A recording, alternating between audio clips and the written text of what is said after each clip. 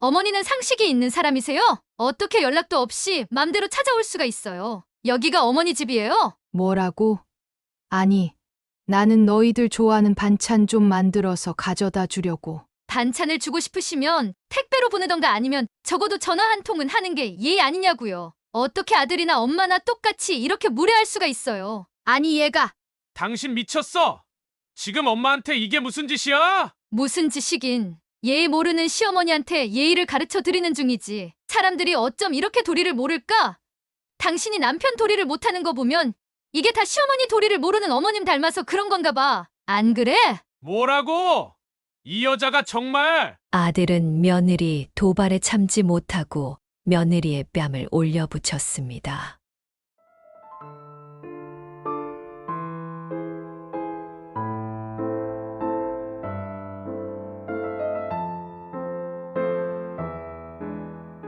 사연을 듣고 난 후 각자의 의견을 댓글로 남겨주시기 바랍니다. 사소한 댓글이라도 사연자분에게 큰 힘이 될 수 있습니다. 각색될 수 있고 사연자분의 입장에서 구성될 수 있습니다. 이미자 여사님이 남편과 100년 가약을 맺었던 건 순전히 남편의 착한 마음씨 때문이었습니다. 막상 결혼을 하고 보니 사람 좋은 게 마냥 좋은 건 아니더랍니다. 거절을 잘하지 못하는 성격 때문에 사기도 여러 번 당했고 자기 손해를 감수하고서라도 남부터 챙기는 남편이었습니다. 하지만 남편은 자기가 베푸는 마음 때문에 가족이 힘들어진다는 건 대수롭지 않게 생각하는 사람이었습니다. 이미자 여사님이 아무리 잔소리를 하고 소리를 질러도 그저 선비처럼 허허 웃을 뿐이었습니다. 집안 살림은 곧 쓰러질 듯 위태롭기만 한데 독자였던 남편은 도움을 구할 형제자매도 없었습니다. 천사 같은 남편을 만난 죄로 이미자 여사님은 허리 한 번 시원하게 펴기 힘들 정도로 고생이란 고생은 다 해야 했습니다. 아침에는 건물 청소부터 시작해서 낮에는 마트에서 물건을 팔았고 저녁부터 새벽까지는 호프집에서 안주를 만들었습니다. 하지만 이미자 여사님이 팔다리가 퉁퉁 붓도록 열심히 일을 해도 살림은 쉽게 나아지지 않았습니다. 한량기가 다분했던 남편은 실실 사람만 만나러 다니고 집안을 돌보지 않았기 때문입니다. 하나밖에 없는 아들 돌보는 일에도 소홀한 남편에게 뭘 기대하겠습니까?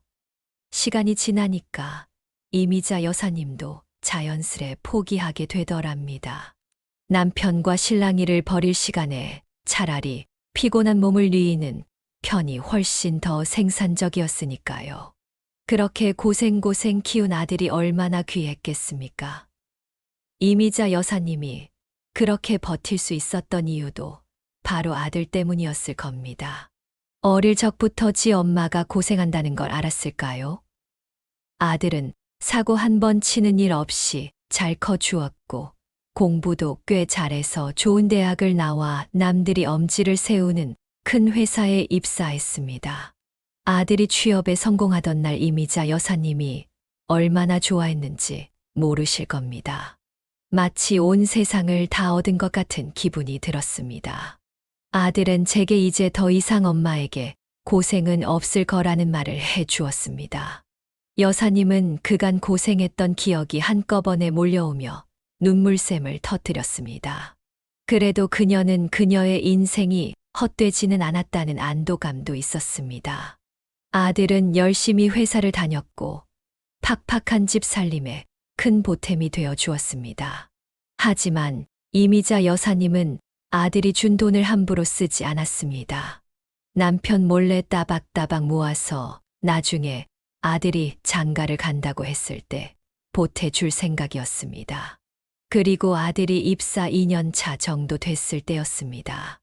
어느 날 아들이 여사님과 남편을 앉혀놓고 의미심장한 말을 하더군요. 엄마 아빠 두 분에게 할 말이 있어요. 실은 저 사랑하는 사람이 생겼어요. 지금 만난 지 6개월 정도 됐는데 그 사람이랑 결혼하려고 해요. 연애를 하고 있었단 거야? 어쩜 엄마한테 한마디도 하지 않았어? 정말 조금도 몰랐네. 뭐하는 아가씨길래 네가 결혼할 생각을 다 했니? 저랑 같은 회사에 다니는 친구예요. 부서는 다르지만 오고 가다가 만나게 됐어요. 참 좋은 여자예요. 곧 저희 집에 데리고 와서 인사드리려고요. 결혼 선언을 하는 아들의 표정은 무척 행복해 보였습니다. 얼마나 그 사람을 사랑하는지 알 것 같았습니다. 아들과 같은 회사에 다닌다는 말에 조금 안심이 되었습니다. 부부가 같은 대기업에 다니면 경제적으로 든든할 테니까요. 그리고 얼마 후 아들은 예비 며느리를 데리고 집에 인사를 왔습니다. 처음 만난 예비 며느리의 모습은 작고 앙증맞은 귀여운 외모가 인상적이었습니다.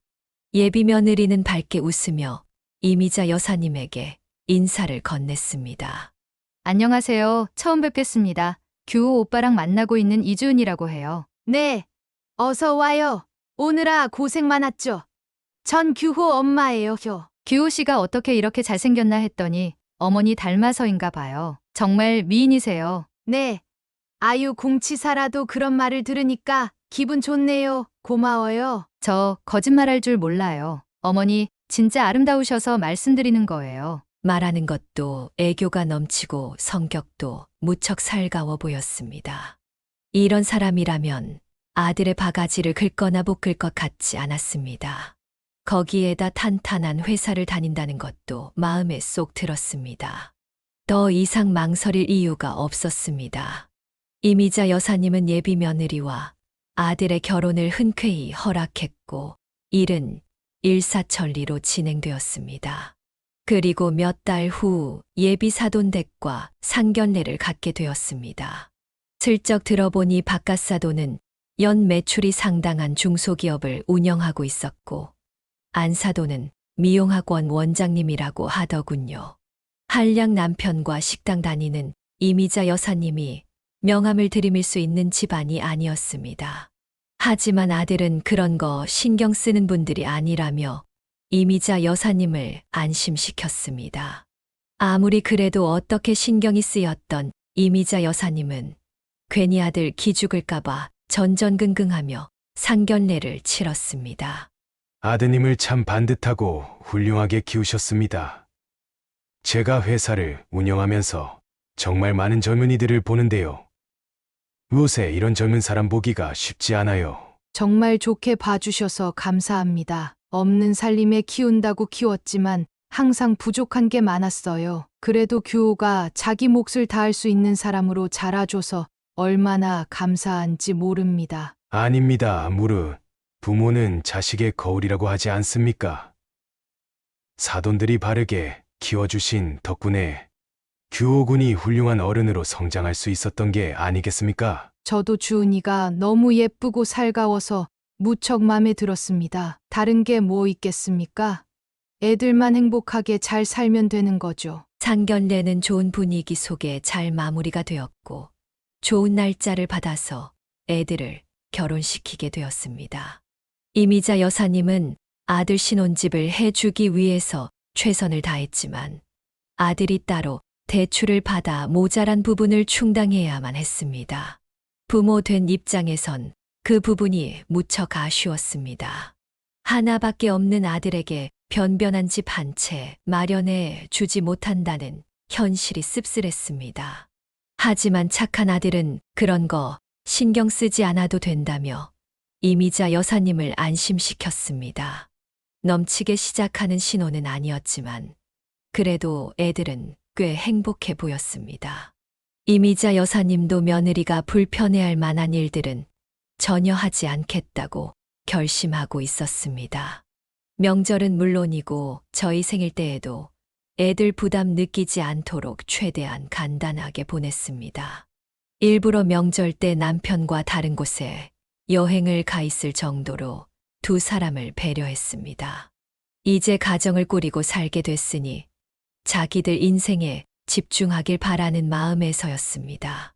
그렇게 아무 문제 없이 몇 년이 지났는데 딱 한 가지 마음에 걸리는 부분이 있었습니다. 그건 아무리 기다려도 아들 내외에게서 이세 소식이 들리지 않는다는 점이었습니다. 젊은 애들은 결혼을 해도 바로 임신하지 않고 신혼을 즐기고 싶어 한다는 건 알고 있었기에 모르는 척 잠자코 있었습니다. 그런데 결혼한 지 3년이 넘어갔는데도 아기 소식이 없으니까 이미자 여사님이 점점 조급해졌습니다. 여사님 집안은 특히 손이 귀했습니다. 4대째 독자였으니 만약 애들이 애를 갖지 않기라도 한다면 집안 핏줄이 끊기는 셈이었습니다. 누구보다도 애들의 행복한 인생을 바라는 입장이었지만 그래도 아기 하나는 낳길 바라는 희망은 있었습니다. 이미자 여사님은 기다리다 못해서 은근슬쩍 며느리의 마음을 떠보기도 했습니다. 주은아, 너희들 요새 별일 없지? 네. 어머니 아무 일도 없어요. 그런데 왜요? 다른 게 아니라 이세 소식이 없길래 혹시 너희들 사이에 무슨 문제가 있는지 걱정돼서 물어본 거야. 주은아, 너희들 언제쯤 손주 안겨줄 생각이니? 저희들 아이 안 갖기로 했어요. 응. 뭐라고? 애를 안 갖다니? 아니 왜? 아무래도 애를 가지면 저희가 희생하지 않을 수가 없잖아요. 그거보다는 애는 포기하고 저희 둘에게만 집중해서 살기로 했어요. 어머님 입장에선 좀 아쉬울지 모르겠지만 저희 선택이니까. 그렇게 알고 이해해 주세요. 그럼 규호랑 그렇게 얘기가 다 된 거야? 아무리 그래도 그렇지. 둘은 아니어도 하나 정도는 낳아야 되지 않겠어? 요새 같은 시대에 그런 게 어딨어요. 다 자기 라이프 스타일에 맞춰서 인생 사는 거죠. 애가 좋으면 애 낳고 키우는 거고 둘이 사는 게 좋으면 그냥 그렇게 사는 거 아니겠어요? 이미자 여사님은 며느리의 통보 같은 말에 아연실색하고 말았습니다. 애들이 가정을 꾸리고 난 뒤에도 행여나 불편해하지 않을까. 눈치도 보고 배려도 많이 했었는데요. 그런데 아이를 가질 생각이 없다는 며느리 말이 그렇게 실망스럽게 느껴질 수가 없었습니다. 하지만 이미자 여사님은 희망의 끈을 놓지 않았습니다. 지금은 그렇게 생각을 해도 조금 시간이 지나면 마음을 고쳐먹을지도 모른다고 생각했습니다. 그래서 이미자 여사님은 아들과 며느리를 열심히 설득했습니다. 예, 규호야. 주은이는 애를 안 갖겠다고 하는데 그래도 그건 아니다. 네가 애를 갖지 않는다면 곧시 집안 핏줄이 끊기고 마는 거잖아. 아니, 그건 둘째 치고서라도 니들이 늙고 병들면 누가 널 돌보겠어?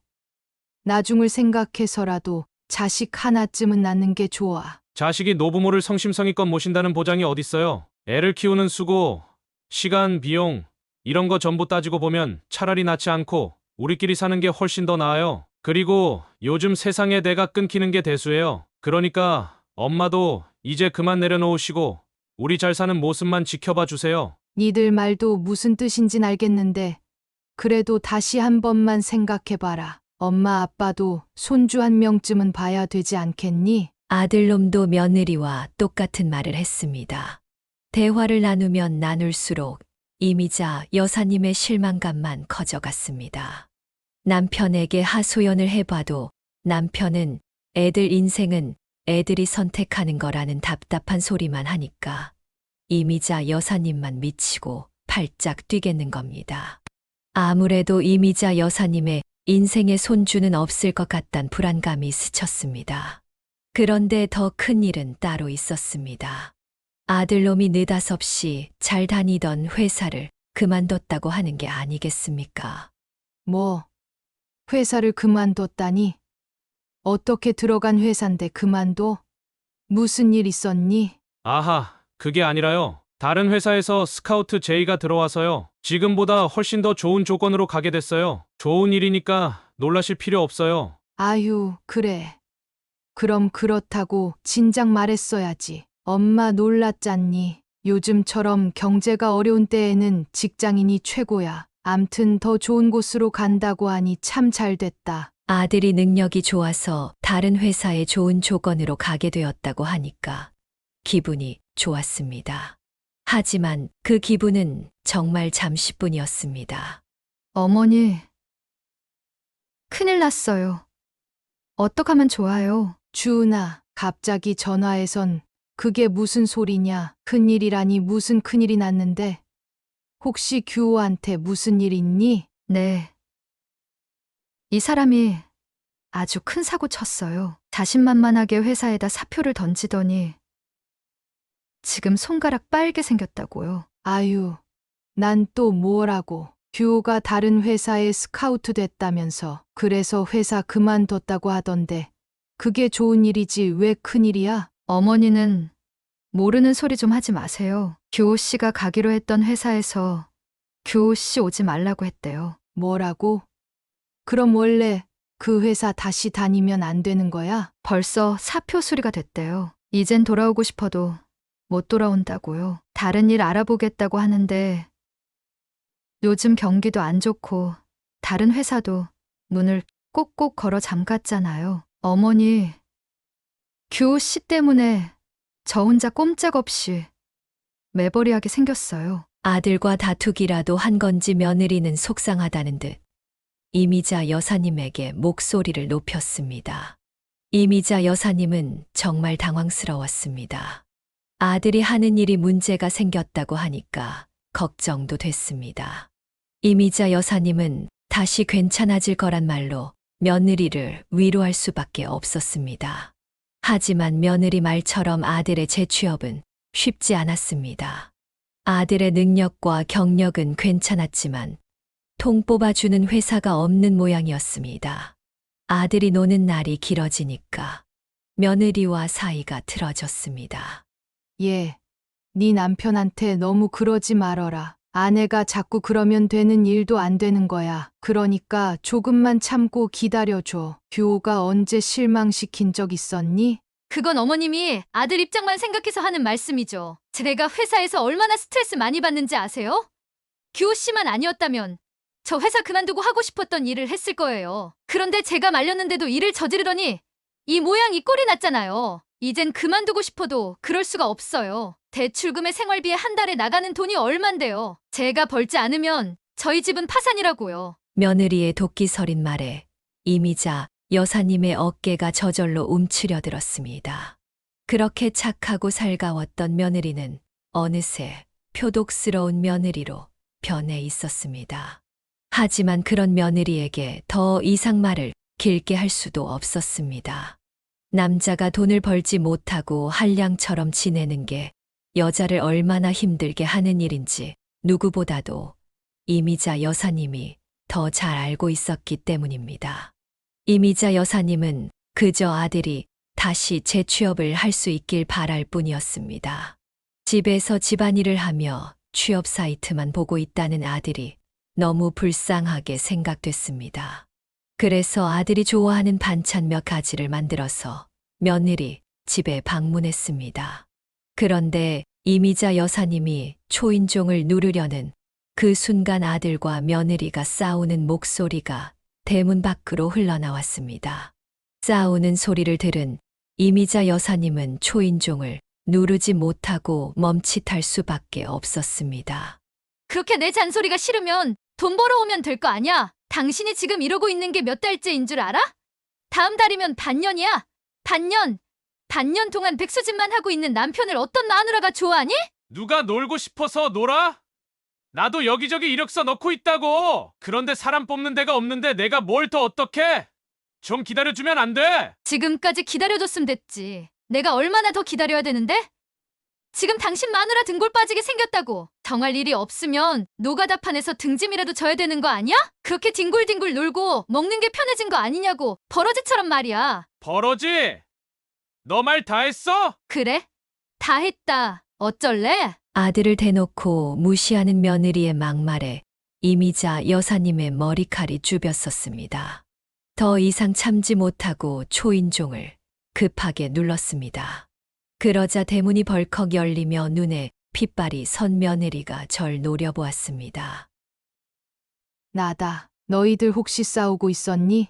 싸우는 소리가 아파트 복도에 다 울려 퍼지더구나. 어머니는 상식이 있는 사람이세요? 어떻게 연락도 없이 맘대로 찾아올 수가 있어요. 여기가 어머니 집이에요? 뭐라고? 아니, 나는 너희들 좋아하는 반찬 좀 만들어서 가져다 주려고. 반찬을 주고 싶으시면 택배로 보내던가 아니면 적어도 전화 한 통은 하는 게 예의 아니냐고요. 어떻게 아들이나 엄마나 똑같이 이렇게 무례할 수가 있어요. 아니 얘가 며느리의 독설의 말문이 턱 막혔습니다. 그 모습을 본 아들이 후다닥 뛰어나와 선 며느리에게 버럭 윽박을 질렀습니다. 당신 미쳤어! 지금 엄마한테 이게 무슨 짓이야? 무슨 짓이긴. 예의 모르는 시어머니한테 예의를 가르쳐 드리는 중이지. 사람들이 어쩜 이렇게 도리를 모를까? 당신이 남편 도리를 못하는 거 보면 이게 다 시어머니 도리를 모르는 어머님 닮아서 그런 건가 봐. 안 그래? 뭐라고? 이 여자가 정말... 아들은 며느리 도발에 참지 못하고 며느리의 뺨을 올려붙였습니다. 이미자 여사님은 너무 놀라서 그런 아들을 온 힘을 다해 말렸습니다. 규호야, 아무리 그래도 아내한테 그러면 안 돼. 그러지 말어라. 내가 그냥 갈 테니까.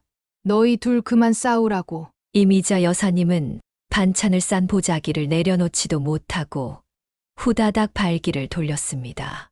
자신 때문에 애들 불화를 키우는 것 같아 견딜 수가 없었습니다. 그런 제 등 뒤로 며느리의 앙칼진 목소리가 들렸습니다. 생각 잘하셨어요. 어서 집에 가셔서 반성이나 하세요. 그리고 앞으로 연락 없이 찾아오면 알아서 하세요. 아시겠어요? 비참해도 이렇게 비참할 수가 없었습니다. 하지만 이미자 여사님은 하고 싶은 말을 꿀꺽 삼키고 집으로 돌아왔습니다.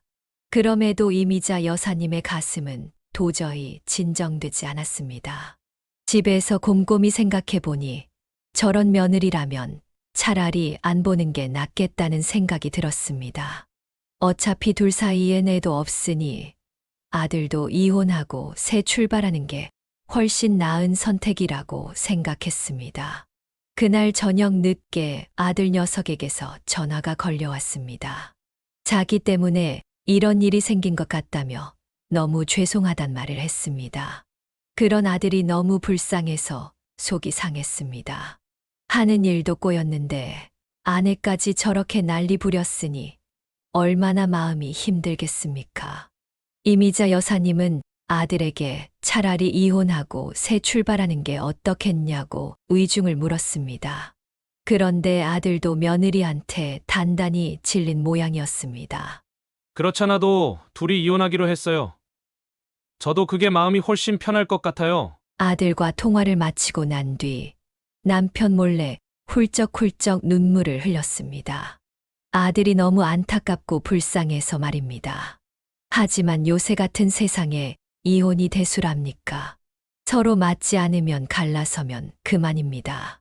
이미자 여사님처럼 마음에 들지도 않는 남편을 평생 데리고 사는 것도 미련한 짓이 아닐 수 없을 것입니다. 그 벼락 같은 사건이 있고 난 후 한 일주일쯤 지났을 때였습니다.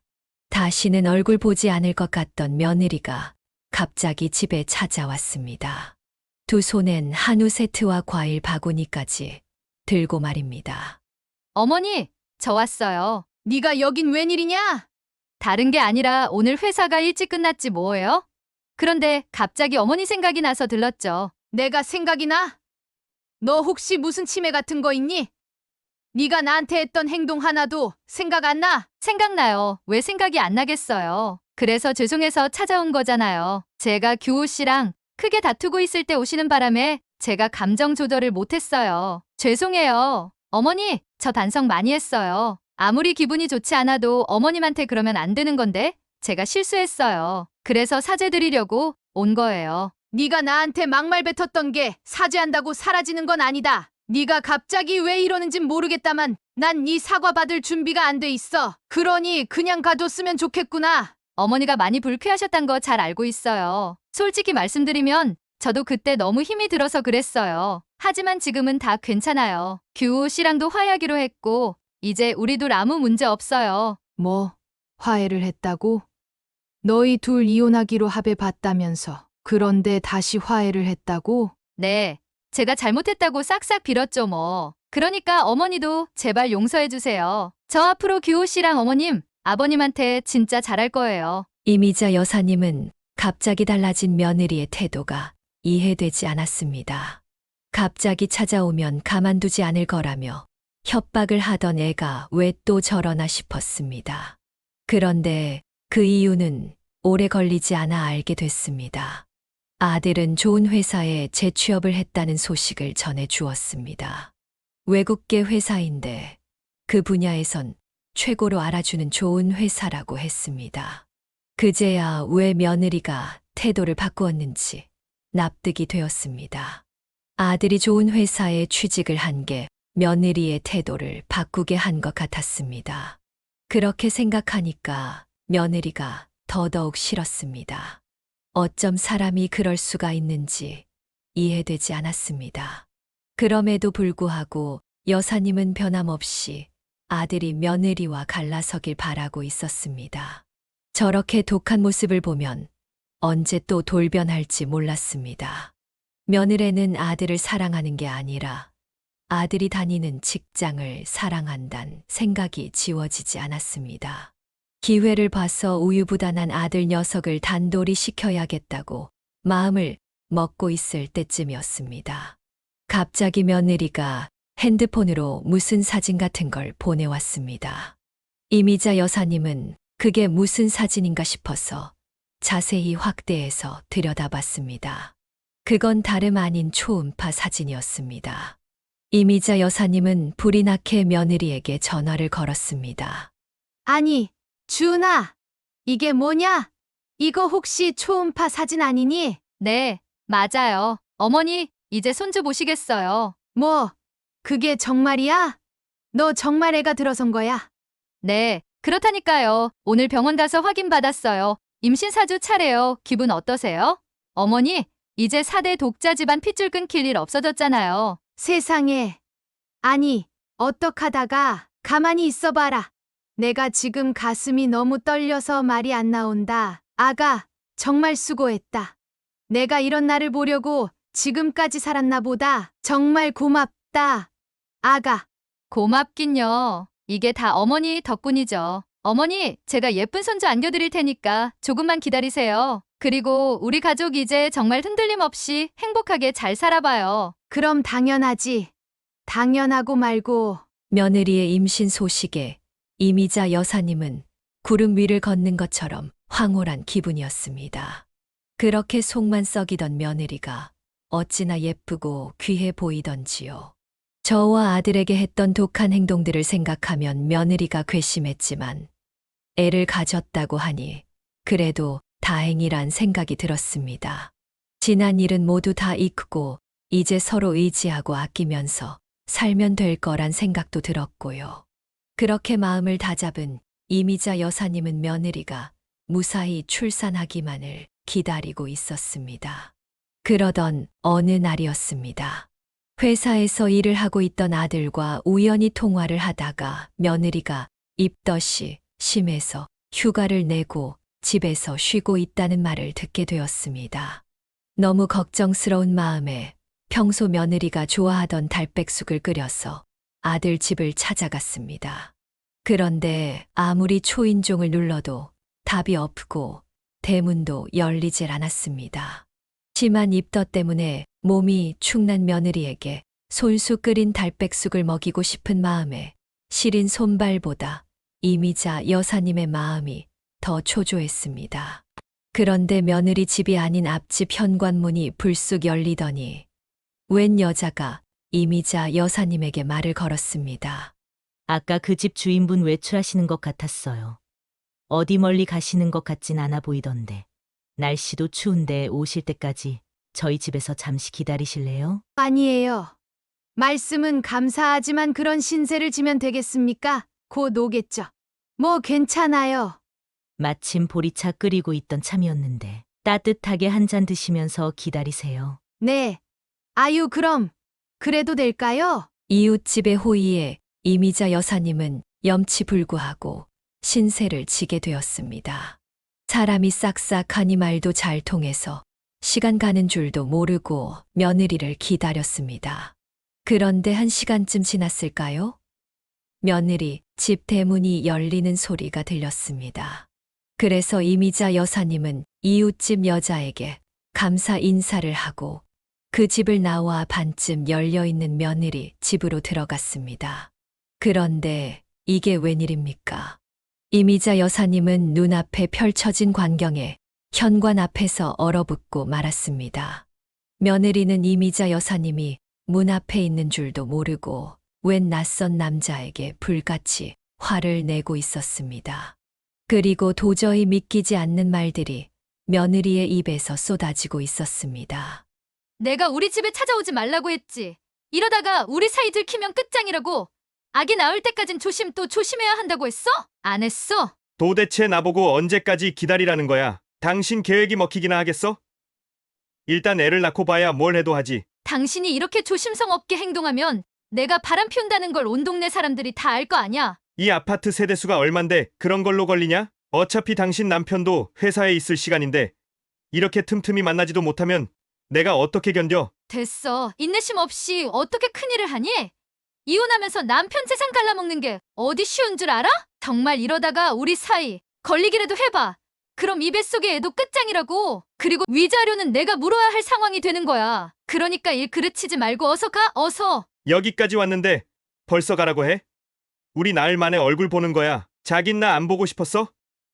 조금만 더 있다 갈게. 이미자 여사님은 며느리와 낯선 남자가 하는 대화를 똑똑히 들었습니다.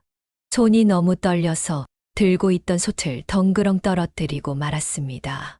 그 소리에 놀란 며느리가 후다닥 현관 쪽으로 뛰어왔고 이내 저와 눈이 마주친 며느리의 얼굴이 시커멓게 변했습니다. 아니, 어머니가 여길 어떻게? 언제 오신 거예요? 너, 내가 들은 게 다 뭐냐? 지금 네 뱃속에 있는 애가 규호 애가 아니야. 정말 그래? 아니, 갑자기 그게 무슨 뚱딴지 같은 소리예요. 당연히 규호 씨 애죠. 내가 다 들었어, 이 못된 거사. 저 안에 있는 저놈이랑 붙어먹다 생긴 애라며? 너 대체 어쩌려고 이런 엄청난 짓을 저지른 거니? 너 정말 정신이 나간 거냐? 아니라고요. 아니라고 몇 번 말해요. 그리고 제가 이전에 말했죠. 연락 없이 우리 집 찾아오면 알아서 하시라고요. 정말 며느리한테 한번 제대로 뒤져보실래요? 뭐야? 아니, 이게 정말... 이미자 여사님은 말 그대로 눈이 뒤집혔습니다. 며느리는 우리 아들 몰래 다른 남자랑 외도를 저지르고 있었습니다. 더구나 상간남의 애를 가져놓고도 온 식구를 감쪽같이 속였던 겁니다. 이미자 여사님은 그 자리에서 바로 며느리의 머리채를 움켜쥐었습니다. 그리고 그 머리채를 죄 뜯어놓을 기세로 온 힘을 다해 흔들었습니다. 이 노친네가 정말 미쳤나 이거. 안 놔? 너 인연 오늘 두 발로 걸어서 못 갈 줄 알아. 어디 남의 귀한 아들을 쥐고 흔들어. 이 벼락 맞아 뒤질련. 며느리와의 드자비질에 상간남도 뛰쳐나왔고 앞집 여자도 뛰어나왔습니다. 사람들이 뜯어말리고서야 이미자 여사님은 며느리의 머리채를 놓았습니다. 며느리 머리칼이 양손에 한가득 나왔지만 그래도 분이 풀리지 않았습니다. 그동안 며느리가 했던 행동들을 생각하면 조금도 풀리지 않았습니다. 결국 경찰까지 출동하고 나서야 며느리와 떨어질 수 있었고 이미자 여사님은 아들에게 이 모든 사실을 알리게 되었습니다. 아들은 큰 충격을 받았지만 잠시 정신을 차린 후 며느리의 임신이 좀 이상하단 생각을 했었다고 고백했습니다. 아이를 가졌단 소식에 너무 기뻐서 자세히 따지진 못했지만 며느리의 임신이 아무래도 타이밍이 좀 맞지 않단 생각을 했다고 했습니다. 그러나 모든 사실이 명명백백하게 밝혀진 이상 가만두지 않겠다고 이를 갈았습니다. 이미자 여사님도 아들의 결심에 동감했습니다. 외도 때문에 헤어지는 부부가 한둘이겠습니까마는 남의 애를 가졌으면서도 그 간사를 떨었다고 생각하면 도저히 용서가 안 되었습니다. 아들은 며느리에게 이혼 소송은 물론 사기죄까지 적용해 소송을 걸었습니다. 그리고 거액의 위자료를 요구했습니다. 며느리는 인정할 수 없다며 맞대응을 했지만 결국 소송에서 패소했고 집행유예라는 형을 받게 되었습니다.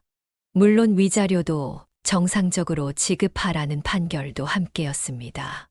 며느리한테 당한 상실감을 따져보면 지나치게 적은 형이란 생각이 들었지만 결국 아들과 헤어지게 된 것과 위자료를 받는 것으로 마무리되었습니다. 그 사건이 있은 후 꼭 한 달쯤 지났을 겁니다. 지인의 결혼식에 참석하게 됐는데 상대편 혼주석의 낯익은 얼굴이 보였습니다. 처음엔 어디서 봤는지 생각이 날듯 말듯 가물거리다가 퍼뜩 정답이 생각났습니다. 혼주석 신부 측 아버지의 자리에 앉아 있던 인물은 바로 전 며느리의 박갓사돈이었습니다. 틀림없이 말입니다. 처음엔 착각하는 줄 알았는데 얼굴을 보니 확실히 알겠더군요. 며느리는 언니나 여동생이 없었습니다. 그럼 어떻게 박갓사돈이 남의 집 결혼식장 혼주석에 앉아 있는 걸까요? 이미자 여사님은 적당한 때를 기다렸다가 사진 촬영을 마치고 나온 박갓사돈에게 불쑥 말을 걸었습니다. 안녕하세요. 오랜만에 뵙네요. 박갓사돈, 저 누군지 아시겠어요? 네. 아니, 사부인이 여길 어떻게... 그러게 말입니다. 몇 년 동안 뵙질 못하다가 이런 데서 다 만나게 되네요. 그런데 사돈, 어디 숨겨놓은 딸이 또 있었나 봅니다. 대체 이게 어떻게 된 일인지 설명해 주시죠. 박갓사돈은 난처한 표정을 지으며 머리를 긁적였습니다. 그리고 이내 제가 모르던 사실을 실토했습니다.